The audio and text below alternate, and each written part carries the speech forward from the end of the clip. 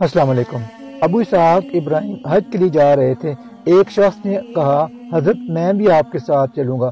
अबू इसहाक ने कहा, जरूर चलो। वो शख्स एक गरीब आदमी था, बहुत गरीब। जब दोनों सफर पर निकलने लगे तो हजरत अबू इसहाक ने फरमाया, देखो बेहतर है कि हम दो में से एक अमीर बन जाए। उस शख्स ने कहा, बहुत अच्छी बात है, मैं आपको अपना बड़ा और अपना अमीर मान लेता हूँ। अबू इसहाक ने फरमाया, ये बात तय हो गई तो याद रखो कि सफर में सब काम अमीर के हुक्म के मुताबिक होंगे। उसने कहा कि दुरुस्त। अबू इसहाक अमीर और वो शख्स ताबे बनकर सफर करने लगे।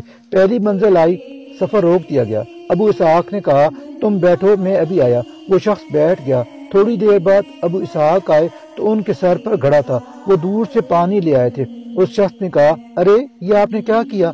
आप तो अमीर हैं, मैं आपका मती और फरमाबरदार हूँ, मुझे हुक्म दीजिए कि काम मैं करूँ। अबू इसहाक ने फरमाया कि तुम मती हो, हुक्म की तामील करो और अपनी जगह बैठे रहो। सर्दी का मौसम था, दांत से दांत बज रहे थे। गर्म पानी की जरूरत थी कि वुजू किया जाए। अबू इसहाक उठे, जंगल गए, लकड़ियां चुन कर ले आए, पानी गर्म किया, खुद भी वुजू किया, उस शख्स को भी वुजू के लिए पानी दिया। वो शख्स बार बार कहता रहा, हुजूर ये आप क्या करते हैं? ये तो मेरे करने के काम है, आप बैठे रहें, मैं उन्हें पूरा करूंगा। लेकिन यहाँ से एक ही जवाब मिलता, चुपचाप बैठे रहो, मेरा यही हुक्म है। राहत खत्म हो गई।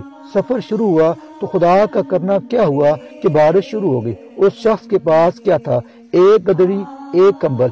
अबू इसहाक ने अपना लिबादा उतारा और उसे फैलाकर दोनों हाथों से पकड़ लिया, इस तरह कि उस पर आड़ रहे और बारिश से वो भीगने ना पाए।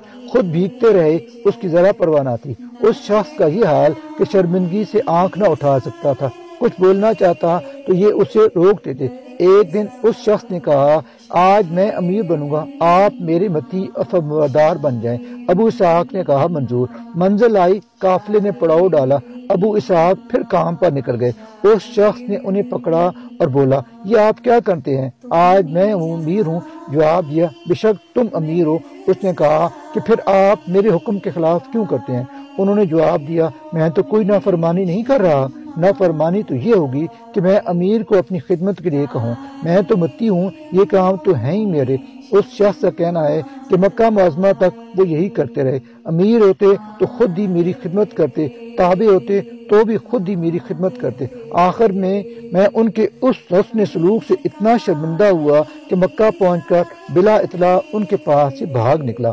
इत्फाकन मिना में उन्होंने मुझे देख लिया। मैं भागने की फिक्र में था कि मेरा हाथ पकड़ लिया, मेरी शर्मिंदगी को भांप लिया और हंसते हुए फरमाया, अजीज मन, तुम कहाँ हिसाब किताब में पड़ गए? दोस्ती और रफाकत इन बातों से बेनियाज होती है।